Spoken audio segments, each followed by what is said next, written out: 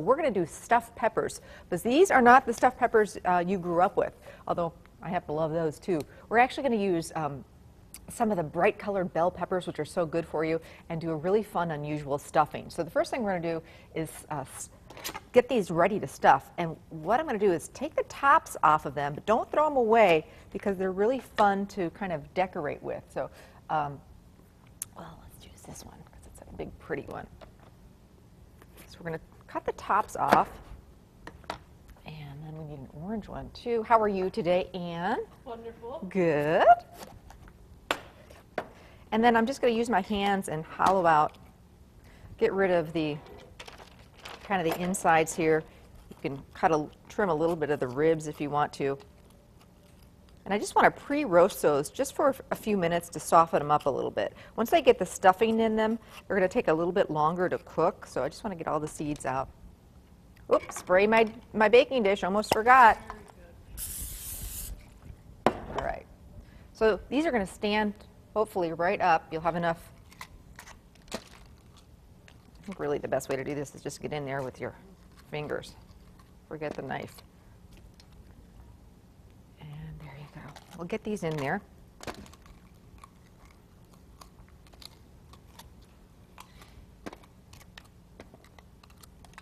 Now I'm going to drizzle them with a little bit of salt and pepper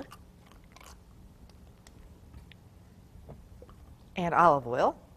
Drizzle with olive oil, sprinkle with salt and pepper is what I should say. And then get them into my oven about 5 to 8 minutes, and then while I work on the rest of the stuffing. This is going to soften them up just enough so that they'll, be good to eat. Oh, the ones in the bottom there, wow, those look good.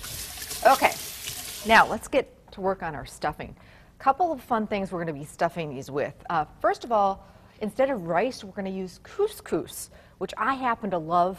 It's something a little different from rice. It's got great flavor, and these are kind of a Greek-inspired stuffed peppers, so I thought it'd be just something fun to do.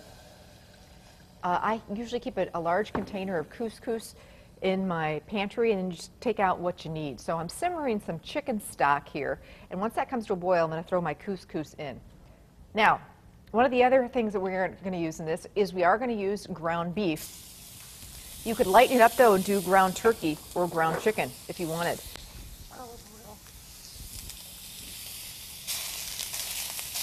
This is really lean ground beef, so I'm going to do a little bit of olive oil in here and a little bit of chopped onion. Give it some great flavor. Can't believe it's like the weekend is upon us already. You got the big Packers game, and tomorrow we've got our show is all about getting you ready for the big game. Football fever, it's going to be a blast. And then Saturday, if you don't have anything going on, come to Chilton. There's a really fun event going on, the Crafty Apple Fest. And I'm going to be out there Saturday morning in Chilton, 9 o'clock, cooking up all sorts of great recipes with apples. It's going to be a lot of fun, so please come on out, bring the family. Free.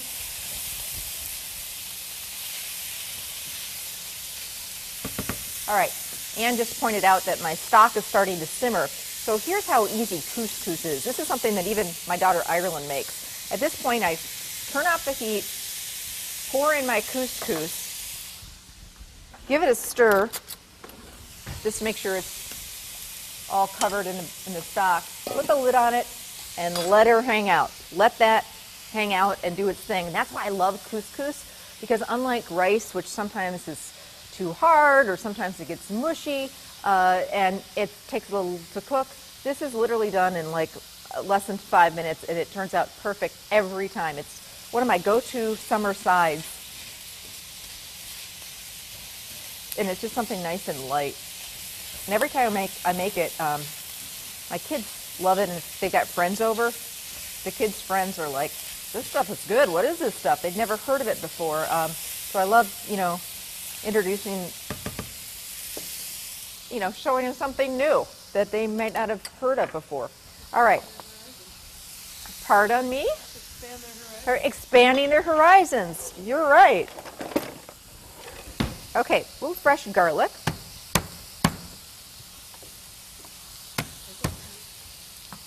We picked our next book club book, really excited about it.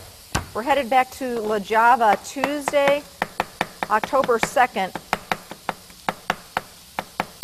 Oh, we had fun last time. We had ladies from all over Northeast Wisconsin, even some really up north. So mark your calendars, go get the book and read along with us. I know summer's a little tough, but this fall, no excuse. You've got plenty of time. The book is called, it's a mouthful, The Guernsey. Oh, they're whispering in my ear because I can barely see it on the screen here. The Guernsey Literary and Potato Peel Pie Society. There you go. It's a mouthful. It's supposed to be fantastic. I had a friend who read it and said, you have to pick this book as your book club book, so we did. Go get the book. You can buy it. You can probably find it at the library. Read along, and then come join us at book club. They put a great spread on at La Java last time. It was really fun. All right, I'm adding some garlic, and you know the rule when we're using fresh garlic. 30 seconds, get it in there, move it, done. Okay, now we're going to add some fresh tomatoes with the juice, or you could do diced tomatoes. Oh, and how good does this smell? A little bit of oregano in here to give some great Greek flavor. How's our couscous doing?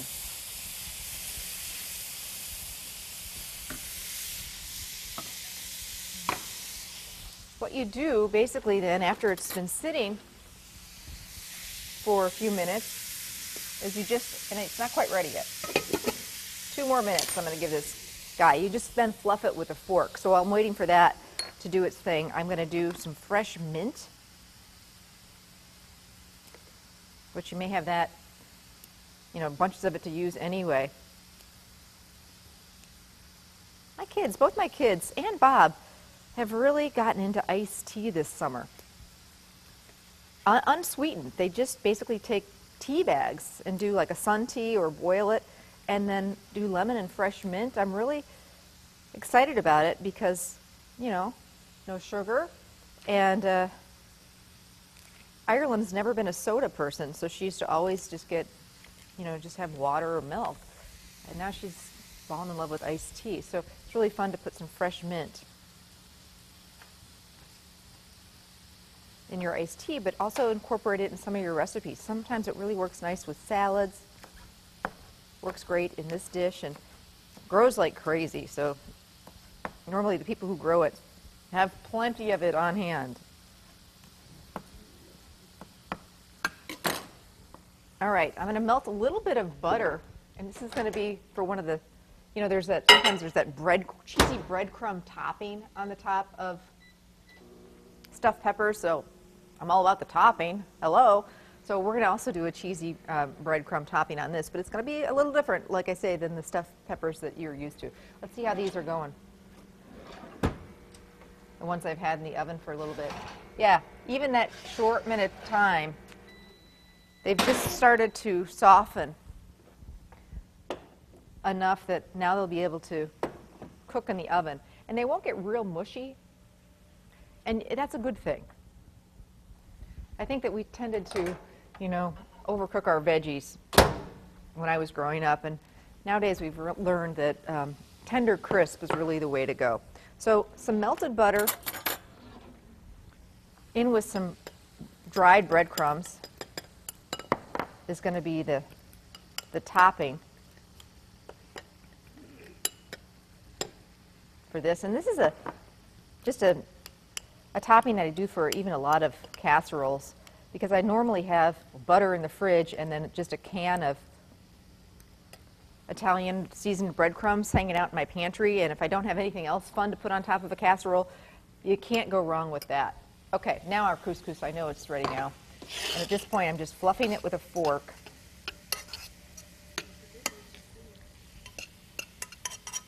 Oh, I almost did. Thank you, Miss Ann. Another thing that is optional to put in here, but boy, we've got a lot of that hanging around, is zucchini. And so it's another great way to use zucchini. You know, a little bit will do you. And when I'm cooking with zucchini, I really like to use the smaller zucchini, and we'll just do a little bit in this recipe. But try, you know, using it in other things besides zucchini bread. It's another thing, zucchini is great on a veggie and dip platter, just raw. You know, throw it in your lasagna. Throw it in your stuffed pepper recipe. I do a lot of soups. I do a tortellini soup in my cookbook that really is great for this time of year because it uses so many of those vegetables that we've got a lot of. And it's kind of a lighter soup. All right, so in goes our zucchini. We'll just cook that for a minute. And again, we don't want that mushy. No mushy zucchini.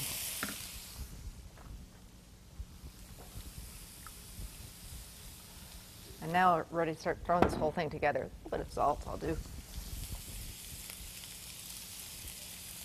Big night out also coming up, and that's coming up quickly. It's September 16th, so that's your assignment this weekend. Go talk to your friends about it and your coworkers and your special someone and decide if you want to go or not, and hopefully you'll decide you do because it's going to be a great time.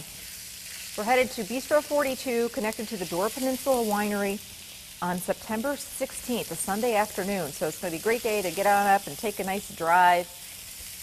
And 5-course meal paired with wine, $60 a piece. I mean, you can't beat it. Okay, in goes now our couscous, which is already cooked, and we're using that instead of the rice. So basically we've got this great filling with ground beef, tomato, couscous, zucchini, onion, lots of really wonderful flavor. And then I'll throw my fresh mint in at the very end here. Just keep those great flavors going.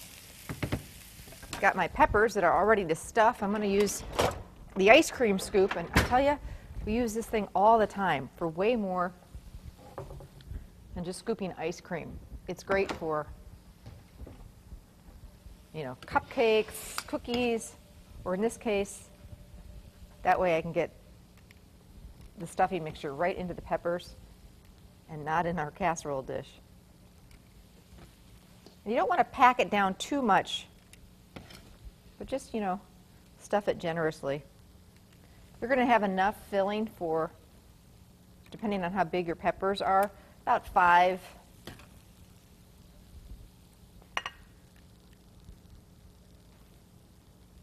bell peppers.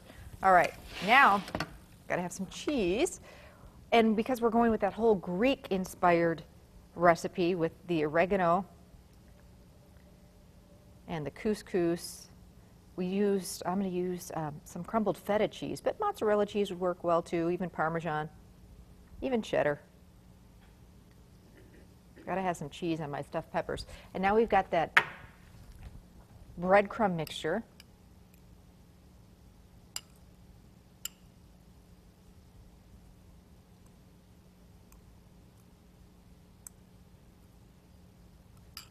We'll do a little more oregano on top if we wanted to. And then these get into the oven for another 20 minutes or so. 20 to 30 minutes until the filling gets nice and warm, the cheese gets melty, and basically the peppers will continue to cook. So come with me. I've made a bit of a mess, but that's okay. And these are so great served with a nice big salad.